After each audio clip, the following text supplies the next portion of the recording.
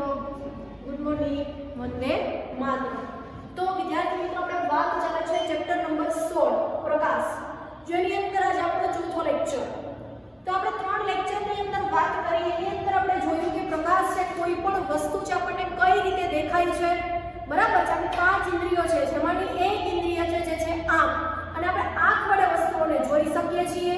પછી આપણે જોયું હતું કે કઈ રીતે પ્રકાશ છે આપાત થાય છે, ત્યાંથી રિફ્લેક્શન એટલે કે રિફ્લેક્ટ થાય છે, એટલે કે પરાવર્તન થાય ને આપણે વસ્તુઓને જોઈ શકીએ છીએ।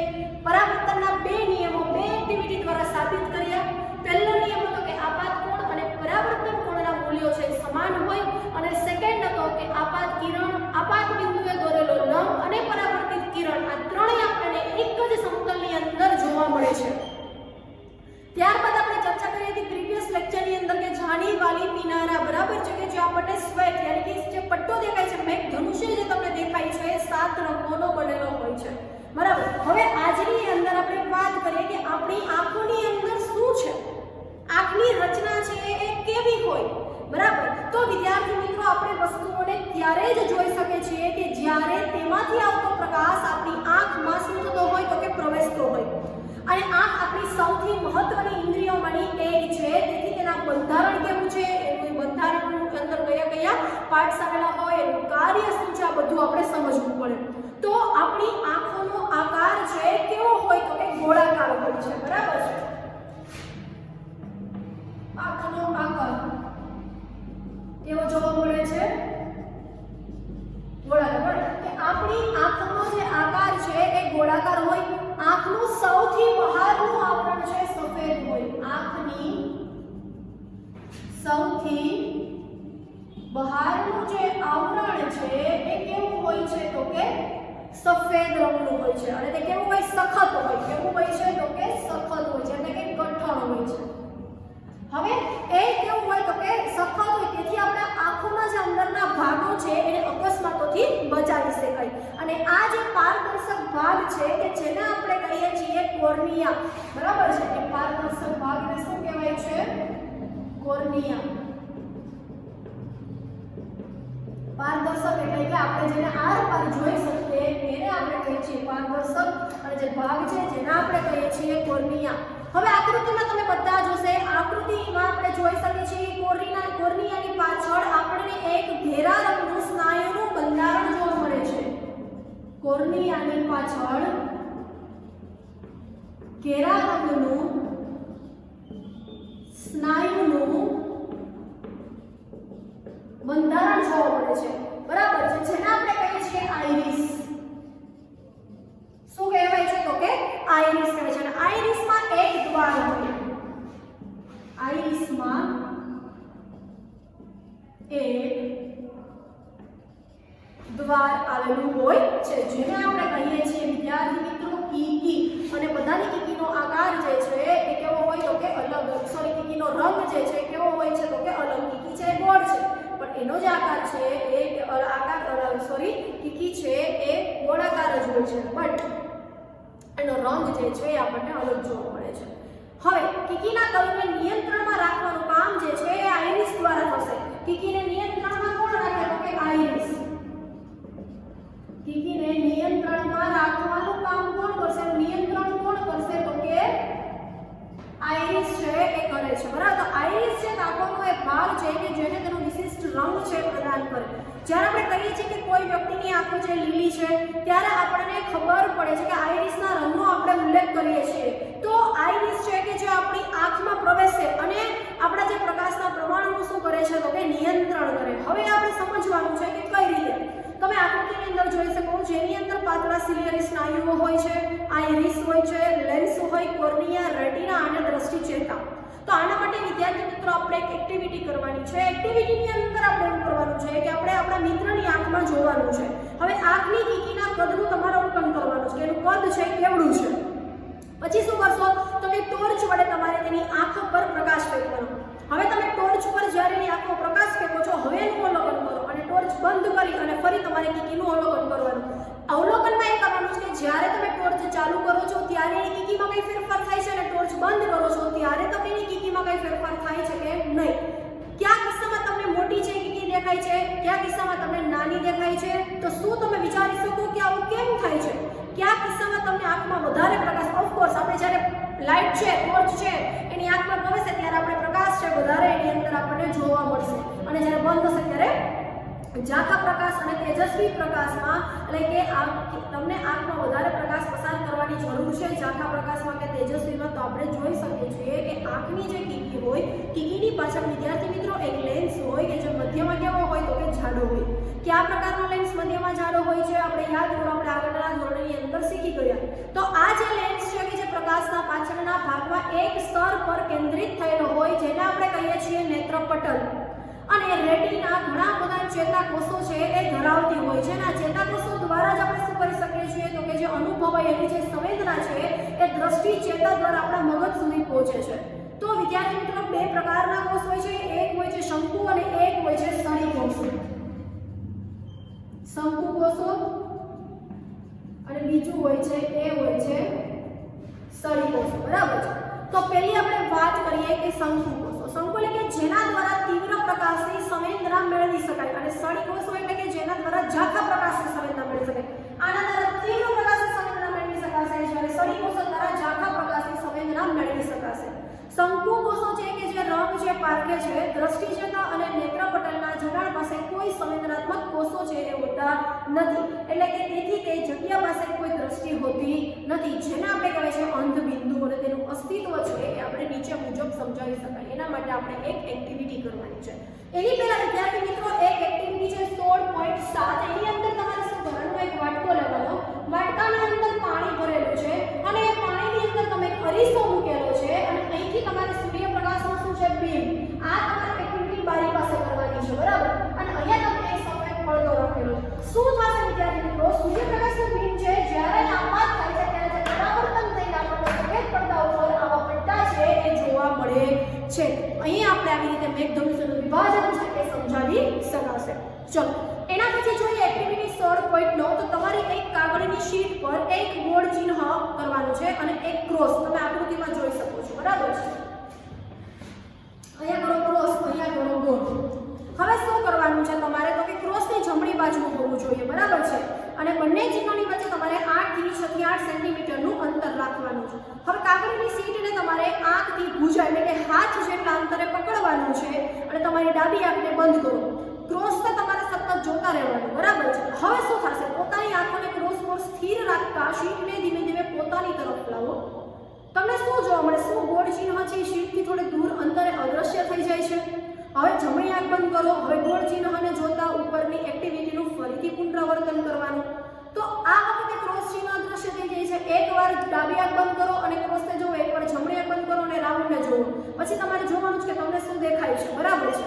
તો હવે ક્રોસ અથવા જે ગોળ ચિહ્નનું જે અદૃશ્ય થવું એ આપણને એવું દર્શાવે છે વિદ્યાર્થી મિત્રો કે રેટિના પર કોઈ એવું બિંદુ છે કે જ્યારે પ્રકાશ પડે છે ત્યારે એનો સંદેશો મગજને પહોંચાડી શકતું નથી. તો આ જે રેટિના પર બનેલા પ્રતિબિંબની છાપ વસ્તુને ખસેડી લીધા પછી તરત જ અદૃશ્ય થતી નથી. તે લગભગ 1/16 સેકન્ડ સુધી ચાલુ રહે છે.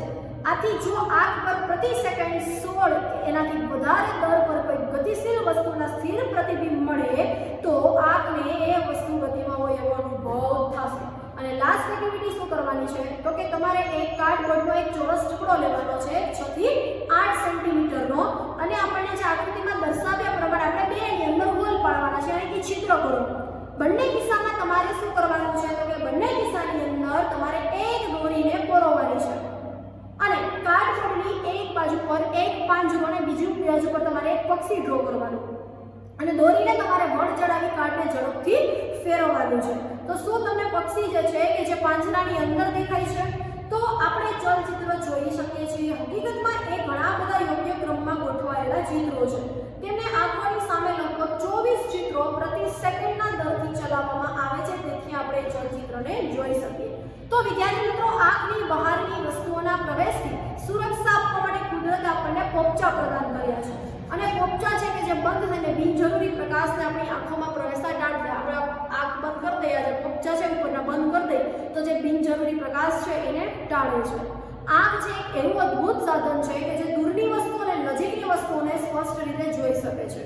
ન્યૂનતમ અંતર કે જેના પર આંખ વસ્તુઓને સ્પષ્ટ રીતે જોઈ શકે છે એ એની ઉંમર સાથે શું થતું હોય, બદલાતું હોય. તો આપણે વિદ્યાર્થી મિત્રો જોઈ શકીએ છીએ કે આપણે અત્યારે જેટલું જોઈ શકીએ છીએ એટલું આપણી એજ જ્યારે મોટી થશે ત્યારે આપણે ભેગું 2 દાડા છે આને તો એટલે કે આપણું જેમ જેમ ઉંમર થશે એમ શું થતું જાય છે, આપણી જોવાની જે દ્રષ્ટિ હોય છે એ ધીરે ધીરે નબળી પડતી જાય છે, ઉંમર સાથે બદલાતી હોય છે. સામાન્ય આંખ દ્વારા સૌથી વધુ આરામદાયક રીતે વાંચવા માટેનું અંતર લગભગ 25 સેન્ટીમીટર છે. હવે કોઈ વ્યક્તિ છે કે જે નજીકની વસ્તુઓને સ્પષ્ટ રીતે જોઈ શકે છે, જ્યારે દૂરની વસ્તુઓને સ્પષ્ટ રીતે નથી જોઈ શકતી. અને અમુક વ્યક્તિ એવી હોય કે જે અમુક વ્યક્તિ છે એ નજીકની વસ્તુઓને સ્પષ્ટ નથી જોઈ શકતી બટ દૂરની વસ્તુઓને સ્પષ્ટ જોઈ શકે છે. તો આવી રીતે આપણે યોગ્ય લેન્સનો ઉપયોગ કરી અને આંખોની આવી જે ખામીઓ છે એ આપણે નિવારી શકીએ છીએ. તો ક્યારેક મોટે ભાગે મોટી ઉંમરે દ્રષ્ટિ જે છે આપણી એ ધૂંધળી યાની કે ઝાંખી થઈ જાય, આપણને બધું ઝાંખું દેખાતું હોય છે. તો એ આંખોના લેન્સના ધૂંધળા બની જવાને લીધે થાય, બરાબર છે. તો આવું થવાને લીધે કહેવાય છે કે આંખોમાં મોતિયો આવ્યો છે. આપણે શું કહીએ છીએ કે તેના માટે આપણે કાળા ચશ્મા છે એ પહેરતા હોઈએ છીએ. તો તેના કારણે દ્રષ્ટિ છે કે જે નબળી થઈ જાય છે અને એ ક્યારેક અત્યંત ગંભીર રૂપ પણ લઈ લે છે. તો આ ખામીનો ઇલાજ છે જે શક્ય બને કે જે આપણું અપારદર્શક એટલે કે જે પણ આપણે જોઈ નથી શકતા એ જે પણ છે એને તમારે દૂર કરી અને નવું આપણે કૃત્રિમ કે માનવ દ્વારા બનાવવામાં આવેલો જે લેન્સ છે, જે કૃત્રિમ લેન્સ એ આપણે શું કરીએ છીએ એને દાખલ કરવામાં આવે છે. અને આધુનિક ટેકનોલોજીએ આ પ્રક્રિયાને સરળ અને સુરક્ષિત બનાવી દીધી છે. હવે વિદ્યાર્થી મિત્રો નેક્સ્ટ છે 16.8 કે આપણે આપણી આંખોની જે દેખભાળ છે કેવી રીતે રાખવી જોઈએ. હવે તો તમારી આંખોની ઉચિત દેખભાળ કરો અને એ જરૂરી છે કે જો તમને કોઈ તકલીફ હોય તો તમારે આંખના ડોક્ટરને શું કરવું જોઈએ, એની પાસે જવું જોઈએ, રિપોર્ટ કરાવવો જોઈએ, શું તકલીફ છે, એનું નિવારણ શું છે, આ બધી તપાસ કરવી જોઈએ. ચલો, જો સલાહ આપવામાં આવેલ હોય એનો આપણે યોગ્ય ચશ્માનો ઉપયોગ કરીએ. પછી આંખ માટે બહુ ઓછો અને બહુ જ વધારે પ્રકાશ જે છે કે જે હાનિકારક છે. રાતે અંધારામાં ઘણા લોકો ટીવી જોતા હોય છે, બરાબર. તો આંખ આપણી ખેંચાતી હોય છે, ત્યારે અંધારામાં ટીવી જોવું જોઈએ નહીં. મોબાઈલ તમે યુઝ કરો છો તો મોબાઈલની જે સ્ક્રીન છે એ આપણે કેવી બ્રાઇટનેસ થોડી ઓછી કરી નાખવાની, સાવ પણ નહીં, બરાબર છે. થોડી બ્રાઇટનેસ ઓછી કરવાની અને મોબાઈલ યુઝ કરવાનો અને લાઇટ ચાલુ રાખીને બંધ રાખીને નહીં. બાકી જો આવું થશે અપૂરતો પ્રકાશના લીધે શું થાય છે, આંખો આપણી ખેંચાય એટલે સીધું શું થશે તો કે માથામાં દુખાવો થાય છે. અને જ્યારે વધારે પડતો પ્રકાશ છે કે સૂર્યપ્રકાશ છે, શક્તિશાળી બલ્બ છે, પછી એક લેસર, ટોર્ચ, નેત્રપટલને પણ આપણે ઈજા પહોંચાડી શકે છે. સૂર્ય કે શક્તિશાળી પ્રકાશ તરફ આપણે સીધું છે જોવું ના જોઈએ. પછી કોઈ વેલ્ડિંગ કરતા હોય છે અને જે લાઇટ થતી હોય છે, પ્રકાશ પડતો હોય છે, એ પણ આપણે સીધું જોવું જોઈએ નહીં, બરાબર છે. તો તમારી આંખોને ક્યારે તમારે ચોળવાની નહીં, અથવા તો તમારે ચોળવાની નહીં, શું કરવાનું, કોટનના સફેદ કપડા વડે સાફ કરવાની. જો કોઈ ધૂળના કણો તમારી આંખમાં પડી જાય તો સ્વચ્છ પાણીથી આપણે આંખ છે એને સાફ કરવી, ધોવી, અને જો તેમાં કોઈ સુધારો ન થાય તો આપણે ડોક્ટરની સલાહ લેવી જોઈએ. તમારી આંખોને વારંવાર આપણે સ્વચ્છ પાણી છાંટવાનું અંદર, બરાબર છે, કે જેથી જે પણ કોઈ ધૂળનો કચરો હશે એ શું થશે તો કે બહાર નીકળી જાય. અને પુસ્તક યોગ્ય દ્રષ્ટિ માટે હંમેશા સામાન્ય અંતર રાખીને ઘણા આમ વાંચતા હોય, લખતા હોય તો આમ લખતા હોય, એમ સાવ લખવાનું નહીં, થોડું અંતર રાખીને લખવાનું, બરાબર છે. તો આવી રીતે પછી યોગ્ય માત્રામાં આપણે આહાર પણ લેવો જોઈએ. લીલા શાકભાજી છે, બરાબર છે, જો આપણે ન ખાતા હોય તો આપણને નંબર છે આવી શકે છે. તો આવી રીતે આપણે જે પણ કંઈ ઘટકોની ઉણપ છે એ પણ પૂરતી માત્રામાં લેવી જોઈએ. ભોજન સામગ્રીમાં વિટામિન એ ની ઉણપ જે છે કે જે આંખોની ઘણી મુશ્કેલી માટે જવાબદાર છે. ચલો, આંખોની મુશ્કેલી માટે જવાબદાર વિટામિન કોઈ હોય તો એ કયું છે તો કે વિટામિન એ. કયું છે? Vitamin A. કે રતાંધરાપણું આપણે જેને કહીએ છીએ, શું કહીએ છીએ તો કે રતાંધરાપણું. એ કેની ઉણપથી આવશે તો કે વિટામિન એ ની ઉણપથી. તો આપણા આહારમાં વિટામિન એ છે યુક્ત કે જેની અંદર વિટામિન એ પ્રેઝન્ટ છે એવા ખોરાકનો સમાવેશ કરવો જોઈએ, ઘટકોનો સમાવેશ કરવો જોઈએ. એની અંદર છે કાચા ગાજર છે, પછી બ્રોકોલી છે, લીલા શાકભાજી, પાલક છે, બરાબર છે. આવી રીતે ગોળ, લીવર, બરાબર, તેલમાં વિપુલ પ્રમાણમાં વિટામિન એ, પછી ઈંડા છે, દૂધ છે, દહીં, ચીઝ, માખણ, ફળો, પપૈયું, કેરી, એની માત્રા ભરપૂર માત્રામાં વિટામિન એ હોય છે. નેક્સ્ટ છે કે ખામીયુક્ત વાળા જે દ્રષ્ટિવાળા વ્યક્તિઓ છે એ વાંચી અને લખી શકે છે. તો કેટલીક વ્યક્તિઓ કે જેમાં બાળકો પણ વિદ્યાર્થી મિત્રો સામેલ હોય કે જે દ્રષ્ટિથી વિકલાંગ હોય છે, તો વસ્તુને જોવા માટે તેમની દ્રષ્ટિ છે કે જે મર્યાદિત હોય. તો કેટલાક વ્યક્તિ જન્મથી જ બિલકુલ નથી જોઈ શકતા, બરાબર છે. તો કેટલાક વ્યક્તિ કોઈક રોગને કારણે પોતાની દ્રષ્ટિ જે છે ગુમાવતા હોય. તો આવા વ્યક્તિઓનો સ્પર્શ દ્વારા અને અવાજો ધ્યાનપૂર્વક સાંભળી એ વસ્તુઓને ઓળખવાનો પ્રયત્ન કરતા હોય છે અને તેઓ પોતાની બીજી ઇન્દ્રિયોને વધારે તીક્ષ્ણતાથી વિકસાવે છે, ડેવલપ કરે છે. જો કે વધારાના સ્ત્રોત જે જે છે કે તે પોતાની ક્ષમતાઓ વિકસાવવામાં સક્ષમ કરી શકે છે. અને લાસ્ટ છે કે જે છે બ્રેઇલ લિપિ એટલે શું? બ્રેઇલ લિપિ જે ઓલા પુસ્તક છે વિદ્યાર્થી મિત્રો એ તમે તમારી રીતે ઘરેથી વાંચીને આવવાના છે. બ્રેઇલ લિપિ એટલે આપણે વાત કરીએ તો જે ખામીયુક્ત દ્રષ્ટિવાળા વ્યક્તિઓ માટે સૌથી વધારે લોકપ્રિય સ્ત્રોત હોય તો એ છે બ્રેઇલ લિપિ. બ્રેઇલ લિપિ વર્તમાન પદ્ધતિ 1935માં અપનાવવામાં આવી. સામાન્ય ભાષા, ગણિત તથા વૈજ્ઞાનિક સંકેતો માટે બ્રેઇલ કોડ હોય અને બ્રેઇલ લિપિનો ઉપયોગ કરી અને આપણે ઘણી ભારતીય ભાષાઓ છે એ વાપરી શકીએ. તમે જોઈ શકો છો કે એક વ્હાઇટ કલરની અંદર ટપકા ટપકા ટપકા હોય અને એ લોકો આગળ ફેરવતા જતા હોય છે અને વાંચતા જતા હોય છે. તો ખામીયુક્ત દ્રષ્ટિવાળા લોકો સૌ પ્રથમ અક્ષરોથી બ્રેઇલ લિપિ શીખવાનું શરૂ કરે, પછી વિશિષ્ટ ચિહ્નો અને અક્ષરોના સંયોજન શીખતા હોય છે અને તે પદ્ધતિઓથી સ્પર્શથી ઓળખ કરવા પર આધાર રાખે છે. એટલે કે એ અક્ષર જોઈને જ ઓળખી જતા હોય છે કે અહીં શું લખેલું છે. અને દરેક ચિહ્ન યાદ રાખવાનો હોય અને બ્રેઇલ લિપિનું લખાણ હાથ કે મશીન દ્વારા ઉત્પન્ન કરી શકાય છે. અને આજકાલ આપણે વાત કરીએ તો ટાઇપરાઇટર્સની અંદર જેવા સાધનો દ્વારા મુદ્રણ મશીનો વિકસાવવામાં આવે છે. તો વિદ્યાર્થી મિત્રો આ હતું આપણું ચેપ્ટર નંબર 16 જેની અંદર આજે આપણે વાત કરી આંખ વિશેની બધી. બ્રેઇલ લિપિ શું છે, અંધ વ્યક્તિઓ માટે, બરાબર છે, કે કઈ રીતે એ અક્ષરોને ઓળખી શકે છે, તો કે કાણા કરેલા હોય છે અને આંગળી ફેરવતા જતા હોય અને શું કરે છે તો કે પોતાના અક્ષરો જે લખાણ લખેલું છે એને બોલતા હોય છે. તો આ રીતે આપણે જોયું આજે આંખની રચના. હોમવર્કની અંદર તમારે આંખની રચના એકવાર લખી આવવાની છે અને બ્રેઇલ લિપિ, બરાબર છે. તો ચલો વિદ્યાર્થી મિત્રો નેક્સ્ટ લેક્ચરની અંદર ફરી મળીશું. Stay home, stay safe. Thank you. જય શ્રી કૃષ્ણ. ચલો સ્ક્રીનશોટ પાડી લેજો.